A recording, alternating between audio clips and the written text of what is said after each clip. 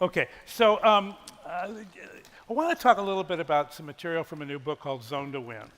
And the book I'm probably most known for is Crossing the Chasm. So Crossing the Chasm is about the journey that a startup has to go through in order to take a disruptive innovation and bring it all the way to scale.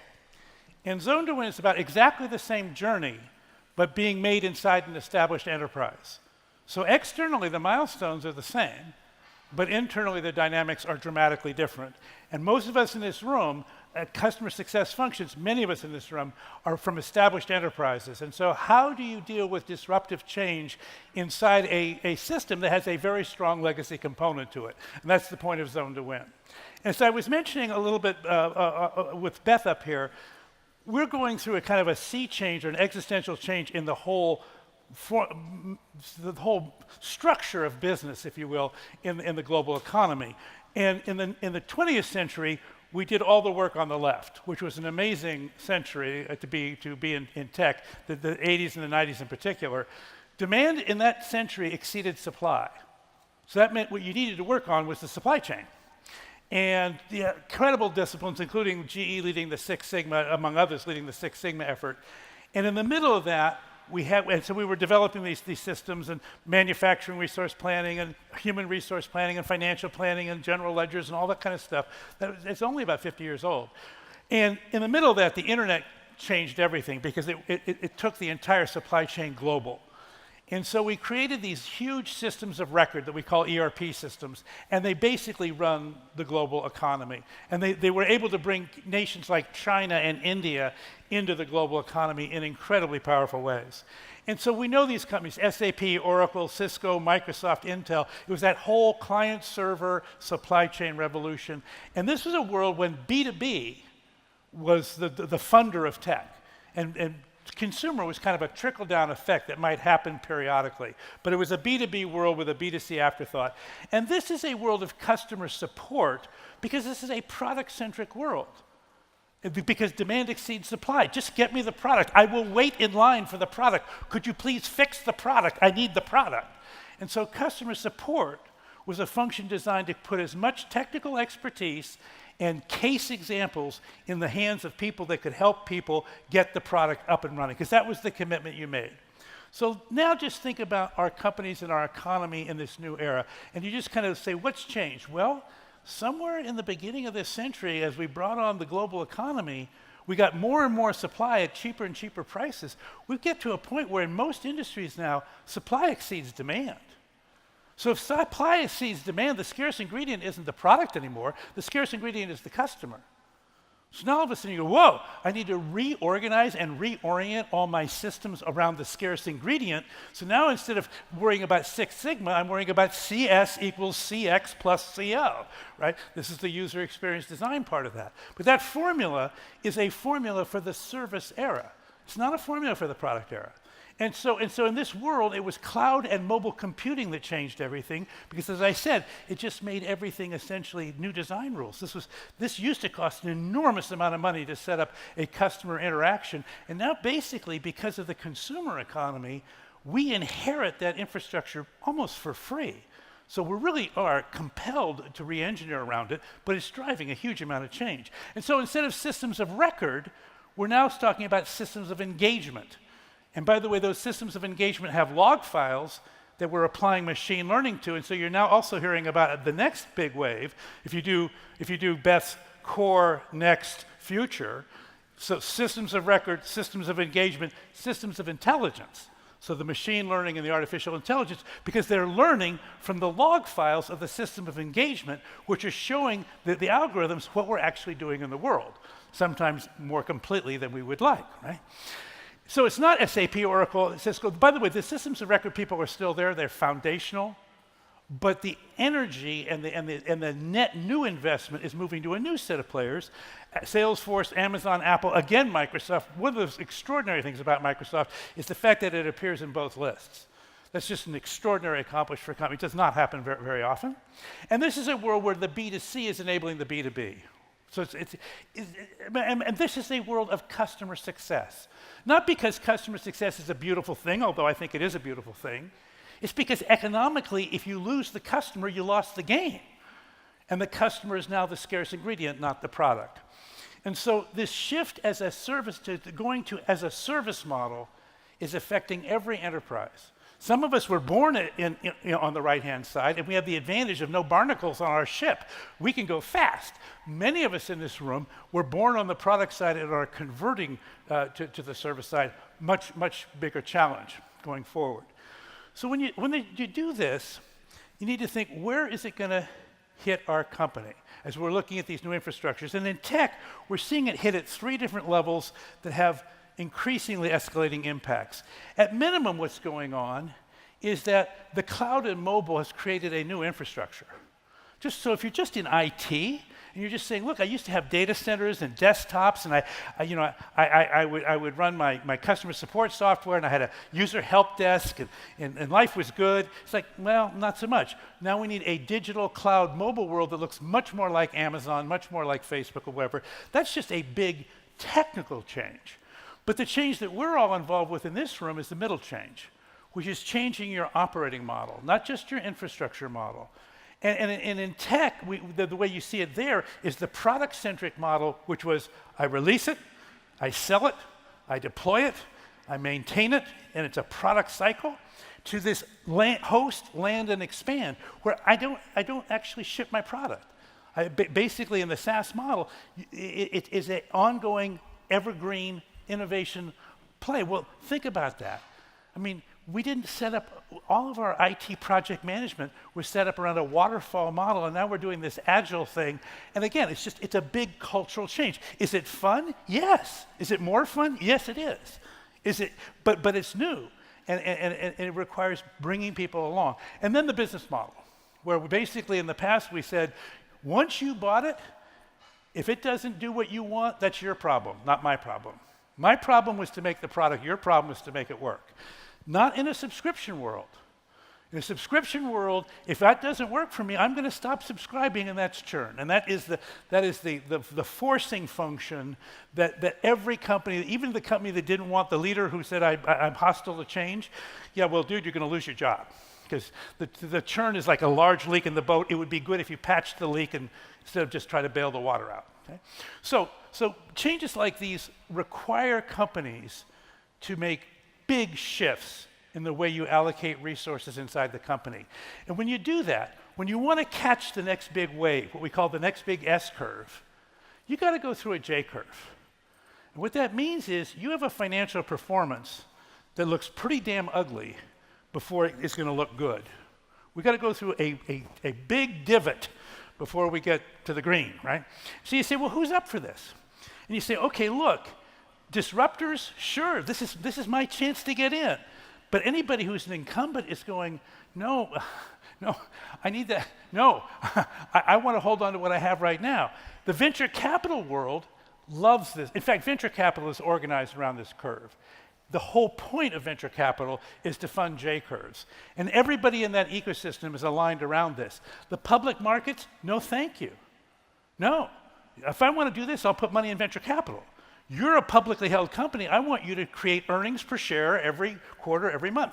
So the startup sales team, this is a cool demo. I love this chance to sell. The incumbent sales team, I want to go to club, right? I'd like to get to club. Nobody ever got to club in the middle of a J-curve. No, I will demo the J-curve product, and I will sell the traditional product, and I'll go to club. It'll work, okay? A little hard on the J-curve product, that's his problem, okay? And then the early adopters, sure, but pragmatic customers, no. And let's talk a tiny bit about pragmatists. Pragmatists do what they see other people doing. And if you're an innovator or if you're a disruptor, you think, well, that's really dumb. Actually, it's not dumb. It actually works for virtually every species of animal on the planet, okay? So because you can't investigate everything, the pragmatist says, when I see everybody else doing it, I'm going to do it then. That's what crossing the chasm was about. How do you get a bunch of people who say, I won't do it till I see everybody else do it? Well, how do you start that fire? But pragmatic people when they do it, they will come in big time. So once you have crossed the chasm, you can expect actually quite a big uptick, but getting across the chasm, clearly a challenge. And this is why startups outperform large companies, not because large companies can't innovate, but because large companies are conflicted. They're inherently conflicted.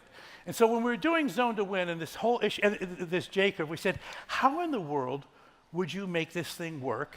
It's obviously how you make it work in a venture capital environment. By the way, it's not trivial to make it work, but it's a very clear playbook, and the playbook's been working for 45 years. So we know how to do this in a venture-backed world. How do you do this in a public company? And so we began to say, look, you've got to honor the fact of these zones. Now, Beth had 3 buckets. The 3 buckets are going to be the 3 zones that I'm going to go through first. Her current bucket, we would call this performance zone. It delivers material revenue using what we call sustaining innovation, meaning just more of the same, but better, faster, cheaper. It's a world where what you have to do is make your number. This is where you make your financial performance for investors. It's also where you execute your mission. Your mission is delivered through your products and services. Your products and services are sold and delivered through the performance zone. So it's a very important execution-oriented culture, very competitive, very competence-oriented, kind of a give me my objectives, give me my resources, and frankly, get the hell out of my way. Okay, we're going to do this. We're just going to go do this. And you want those kind of leaders in that zone. And they're very accountability-oriented. They like performance-oriented compensation. You know, you either make it or break it, but let's go. Now, that alone does not make a company, because there's a ton of things you have to do behind the scenes in order to make the performance zone work.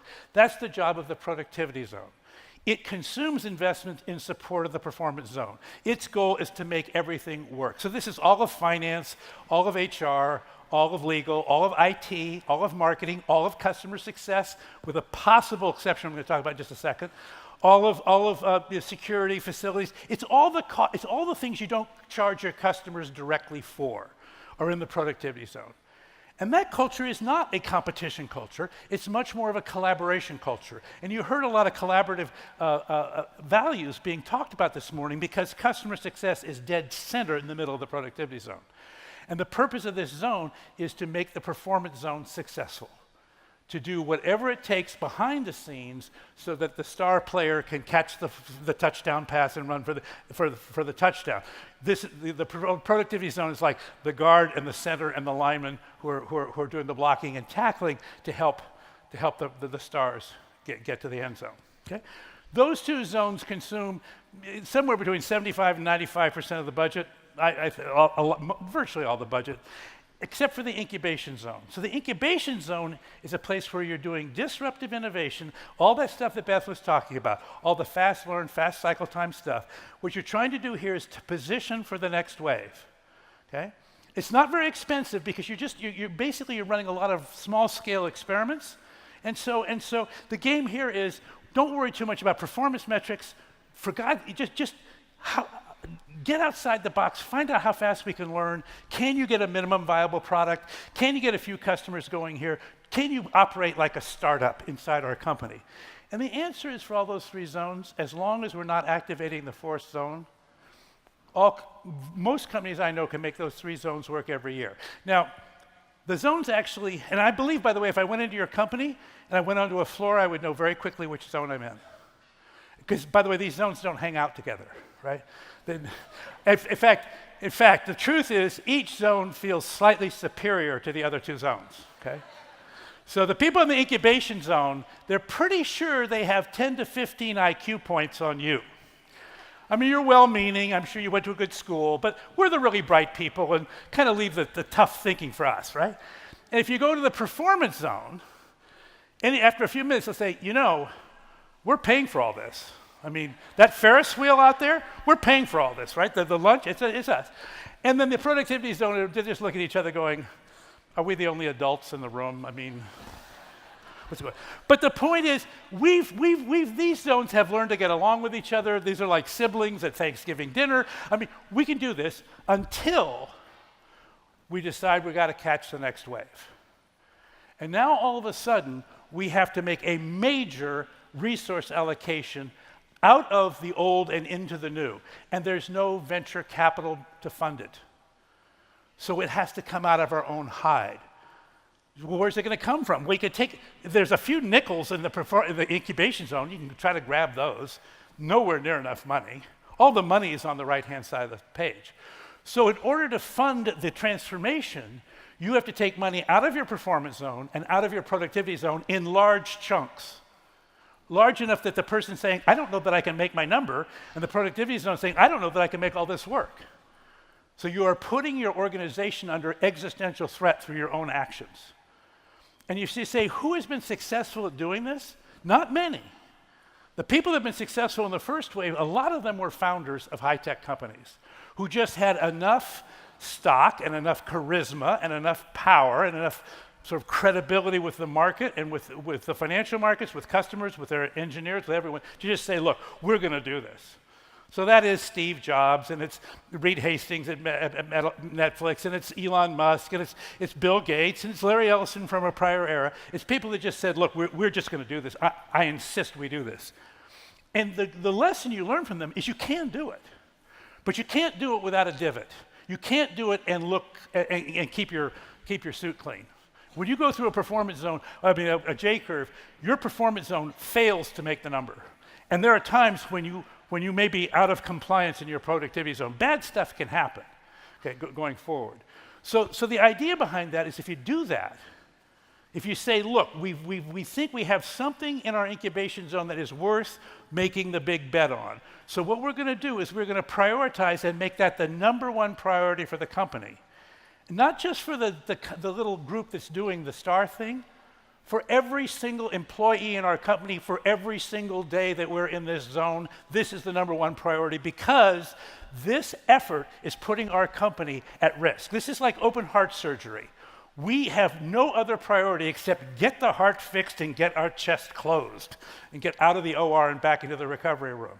And until that happens, it has to be the number one priority, which means the performance zone, as important as it is, has now become the number two priority, and the productivity zone is the number three priority. And by the way, the incubation zone, don't send me anything new for a while, okay? Because until we get this first one across the goal line, nobody else need apply. So that's the game you're playing. That's the game that in the book we talk about two versions of this. One was Mark Benioff at Salesforce doing this with Marketing Cloud. And the other one was Satya Nadella, who actually was doing this with an existing business. He actually had a business in the performance zone called back office computing, and he transformed it into cloud computing. But when they did that, they took that business and they put it in the transformation zone because Ballmer and he and the board agreed, you're going to lose money, a lot of money, because for years selling cloud was a negative gross margin product. And you were replacing back office software, which is maybe one of the sweetest, most beautiful high margin products of all time. And then you were double comping your sales force to sell the negative gross margin product. That was a big divot, right? But the point about this thing is everyone has to be enlisted in doing it. And if they're not enlisted, they have to get out of the way. And often what happens in one of these things is there's a very senior executive who just cannot align with this idea and they have to leave. They have to be typically invited to leave going forward. So, okay, it's a digital transformation. But again, you have to say not every digital thing needs to go all the way through the transformation zone. It could be that we said, look, all we need to do with this digital capability is just make our existing operations more profitable. So Beth was up here. GE had a big software initiative. Bill Rue and San Ramon's big group doing that. Their first job was just to take the cost out of field service deployments inside of GE's field service organizations. It was a pure infrastructure play. They weren't changing the way they did business. They weren't changing their products. They weren't changing their business model. They were just saying, we can do this cheaper, faster, better if we embed software into our system so we can get better alerts, predictive maintenance, roll fewer trucks, et cetera. The next step is to say, nope, we actually do need to change our operating model. This is when the customer success motion becomes very, very apparent. We're still in the same business, but we're going to do this a lot better and in a modern way. We're going to use the modern approach. So in GE software case, that was when they started putting software inside their aircraft engines, inside their energy systems and whatever, so that they could not only report back, but you could actually do predictive maintenance, kind of like the Tesla experience of getting software downloaded to update your car. And then the final one is, okay, no, we are actually going to transform our business model. We're going to go into a brand new business. In the case of GE, they said 2 years ago, we're going to go into the software business with this Predix announcement. Now, Beth went through a CEO change. GE went through the CEO change. New CEO came in and said, love the gray, love the orange, not buying the blue, okay? So they said, we're not going to, at this time, commit to creating a new software business, but we're totally supportive of the orange and the gray. The point about this model is, this model gives value at every level, and you don't have to say it's only transformation or die. You often hear that from people that speak at conferences, transform or die. But the truth is, you can take some of this innovation and just say, no, I'm going to actually make my existing support infrastructure more efficient. I'm going to take a customer success overlay onto a customer support world, and I'm just going to do customer support better. The second one is no, I want to actually change from customer support to customer success. I think that is the move we've got to make, but that still I can do that without having to completely put my company at risk. Then the third one is, we are going to actually change our core business model from a product-centric model where we license and maintain, and we're going to go to a subscription model, service model, consumption economic model. And that is a big, big, big change. So if you think about this relating to success management, and I want to bring this to a close because I know we got a lunch coming up here, but I want to just relate this now to, okay, how would we relate that model to us in this room?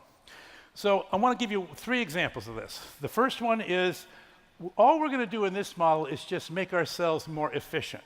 So who might be in this state? Well, I think in this room, it's the people that were born SaaS. You've had a customer success function for 2, 3, 4, 5 years. The issue is, are you on the next generation of customer success management principles, practices, and enabling systems? The kind of the periodic table of elements that Allison and Nick were kind of showing you. We have one that's up and running, but we want to scale it. Maybe we want to take it global. And we want to get better discipline. Maybe our first generation was a lot of from the heart, customer success from the heart. But now we need to have customer success as a system. It just needs to run in the background and run continually efficiently. And so the kind of things we'd be thinking about is, I want to ratchet up my customer health score almost like on a Six Sigma basis. I just want to continually take away whatever the friction is, make sure the health score gets better and better. Think about, we used to say, what would Jesus do? Now I think you have to say, well, what would Jeff Bezos do? What would Bezos do? Because Bezos does this. Amazon does this every single day. They're just continually trying to figure out how to improve their health score, how to improve their connection to you. And so the key factors here, if you're in this group, you should be going to the tracks about automation and playbooks. How do I install a better playbook, and how do I install a more efficient system?